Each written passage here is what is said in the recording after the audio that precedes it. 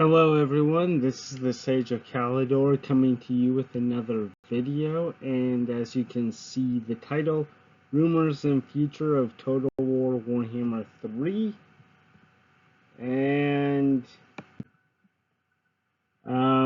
yeah, we're going to talk about something that for a while has been bothering me with the Warhammer 3 Total War community. But before we do that, set for context, like we know, Total War Warhammer franchise has been going on for a couple of years now, and around roughly 12 months ago, this was posted on their website that announced Shadows of Change, Tzeentch, Cathay and Kislev, then Thrones of Decay, Nurgle, the Empire, and the Dwarves with the Nemesis Crown. Then Spring 2024, which was in fact earlier this year, actually, yeah. It looked like it was going to be Slaanesh, and looked like it was going to be Slaanesh and the Elves. Namely the High Elves and the Dark Elves. And I was okay with it. But then other rumors started coming on. I got rumors that said this, and this was from Legend of Total War and Great Books of Grudges. I'm going to tell you this: I hate rumors. I don't base channels on rumors, but I could not resist looking at it because this is what these two guys say. They look at something like this saying we have a reliable source, but in reality it's more of like some weird people on Reddit in an offhand conversation. Let's take a look at what Legend of Total War said, Great Book of Grudges said. The next DLC, like, quick little backtrack, we got the Thrones of Decay one. So now the question is, what's next? So this was a belief these were going to be the next several. Lords of Shang-Yin, so that means another dragon faction. Some minor factions like Cathay Ogres, Tigermen, Dogs of War,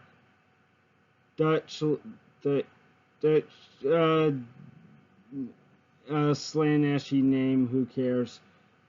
Monkey King, and the Monkey King, and maybe some other factions, and those two guys were just hammering around and saying this is not what the public would have wanted. And I'm going to tell you this. Personally, if these rumors were true, and they still might be true, I do not have a promise with this. Let me rephrase that. I do not have a problem with this, and here is why. I love the idea of having another dragon. The Dogs of War are my favorite factions. Well, not my favorite faction, but I like the history and stuff, and the culture of the Dogs of War.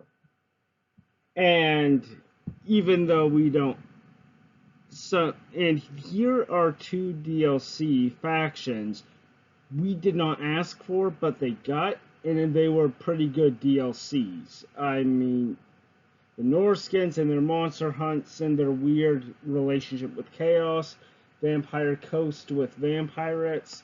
So I'm going to tell you this: if you listen to these guys, my apologies to you. Please take everything they say with a grain of salt. And and even if they are true, which I doubt, the Dogs of War do not bother me. The Dogs of War were always a faction that fascinated me because it was based on Renaissance Italy and Spain on the eve of the Reconquista, like during the Age of Exploration, and I would love to have factions with that. Granted, if they're just simple, you hire them as mercenaries, very cool too. I can imagine my High Elf archers being defended by Tealian spearmen.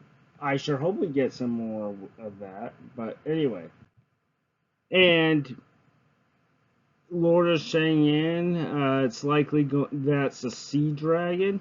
These three races are my favorites: the elves, the lizardmen, and Grand Cafe, and anything that expands their roster, expands their powers and abilities. I'm all for. Like in a previous video,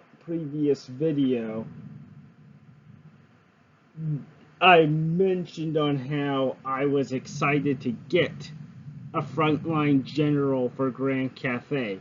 And people like the Great Book of Grudges has the nerve to actually say, we did not ask for this. Well, guess what? If you are listening to this, you do not speak for me. I do not speak for anyone else. This is my opinion. And I actually wanted a frontline commander. It was more defensive than what I hoped, but it's a frontline melee commander, and the defensive style actually fits well with Grand Cathay's strategy. But we got a new rumor. The new DLC is believed to be Khorne, the Greenskins, and the Ogre Kingdoms, and I find this as believable. But to understand this, we need to go back to before Shadows of Change came out. Before Shadows of Change came out, we had this, and it says before the elves were going to be a possible cleanup faction to finish up. And thinking back now, this is probably why their games were. What I meant by game, when I mean Games Workshop, I mean Creative Assembly.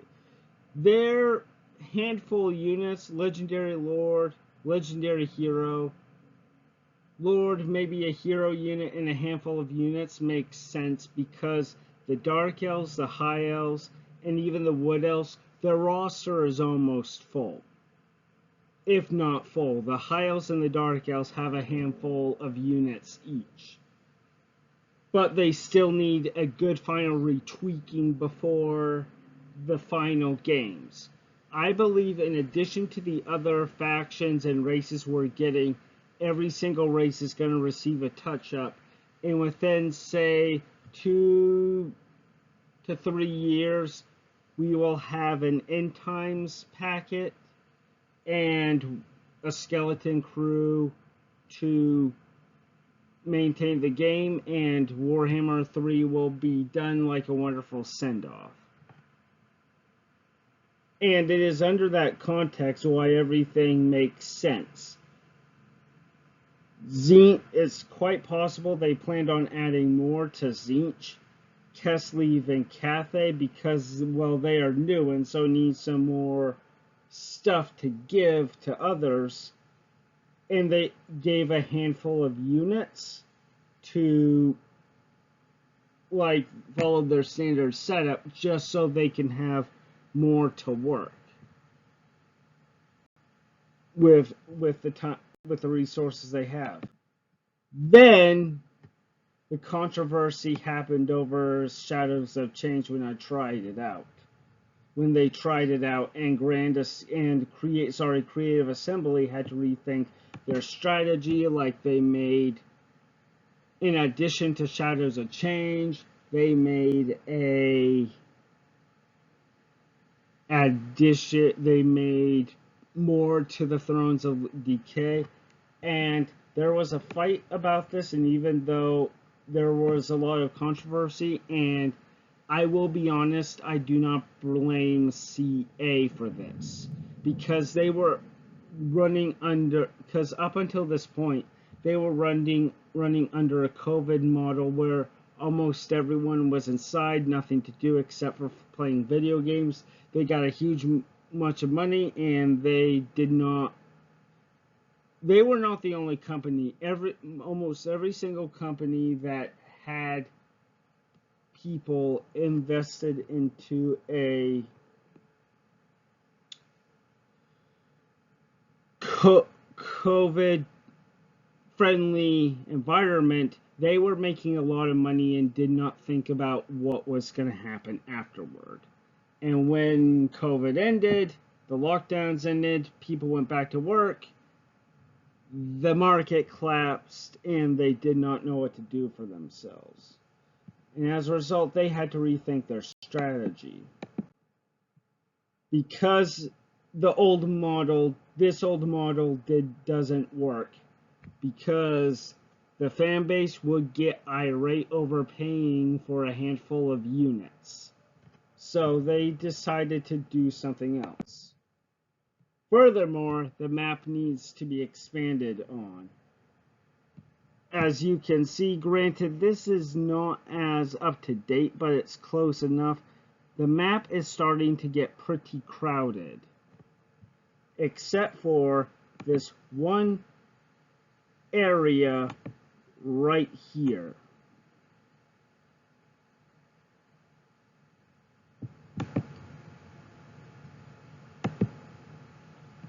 And I think, and I have a theory about this, because in the context of everything, these leaks, even though I feel like they have some degree of truth to them, we're not getting them immediately, they make sense. Let us go through, I will go through this with you. This rumor for this DLC, and I am talking like these rumors are fact, but do not quote me. These are rumors. We don't know if they are true or not. For all I know, we will be getting the Slaanesh and the Elf DLC. I would love to see that if it were true, but maybe not. So, this DLC is used to give Khorne something, and to test out giving and creating new units to help out the greenskins, but like a creative stretch, because the greenskin roster is full. I talked to a friend who played Warhammer tabletop more than I did, and he said the greenskin roster is complete. Maybe a few legendary heroes, legendary lords can be used, but their roster is full. The Ogre Kingdoms still need something, but the greenskin roster is full. This is perfect for them to experiment and think about what to do. Then it comes to these.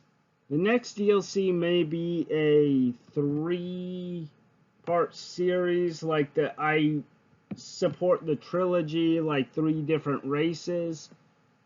So they might go with this. 2 Catholic factions and a different faction, or maybe a few other factions, I don't know. But these next string of DLCs will likely be used to hold us together until we get to the Elves and the Slaanesh DLC. Plus, it will be a great excuse to expand the map into this area called Enden Kurish. Because if that stuff opens up, it has a huge, grand opportunity to put other races and other factions inside the game without making it too crowded in other areas. And then after that, the elf DLC with the High Elf, the Dark Elf, with Slaanesh being put in, would be inserted afterwards.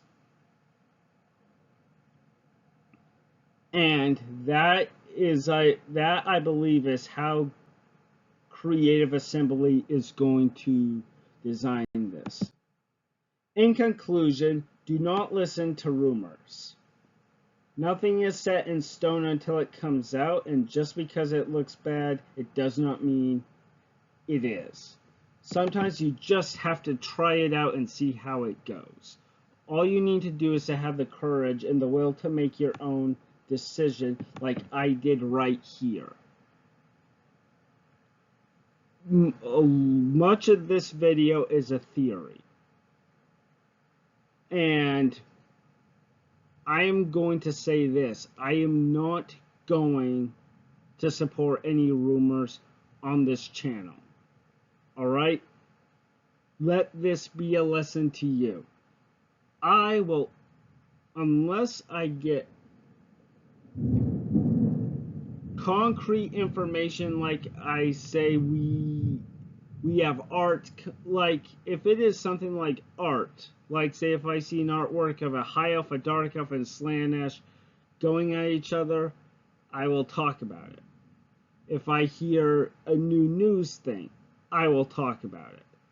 But I will not give I have a reliable source telling me about this, because that is not correct. I apologize if this last part is a bit jumbled, but basically is, do not listen to these people talking about rumors. Make your own decision, and even if they say, according to the rumors, this thing is going to be terrible, give it a try. Alright, thank you for your time. This is the Sage of Calidor. Please leave a like, comment, subscribe, and share this video, and I'll see you next time. Bye.